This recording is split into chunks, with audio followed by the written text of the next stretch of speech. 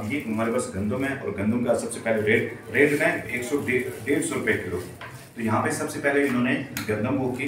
इसके साथ हम आपको बताते हैं कि यहाँ पर देखें निसाब बनाया है पाव, आधा किलो और इनके, और इसमें पैकिंग में होने वाली चीज़ें, और पैकिंग में हम मुख्तलिफ चीज़ें इनको पैक करना सिखा रहे हैं। तमाम जितने भी आइटम्स हैं जो मॉल्स में इस्तेमाल होते हैं, अब आके करें आप 150 रुपये, इन्होंने 150 रुपये लगाए और अभी ये देखें आधा किलो को, और इन्होंने ये स्किल हासिल किया। और ये सारे बच्चे जो हैं ये देखें गंदम को इसी तरह तोल के बिल्कुल एग्जैक्टली वो कर रहे हैं।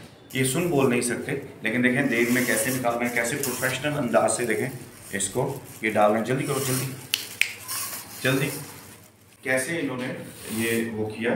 और इसके बाद ये बच्चे जो हैं ये यहाँ से जाएंगे शॉप्स पे, दुकान पे हम लेके जाते हैं, ठीक है। अब यहाँ से ये देखें कि 500 ग्राम, ये 500 ग्राम, ये देखो, ठीक है, 150 के किलो है।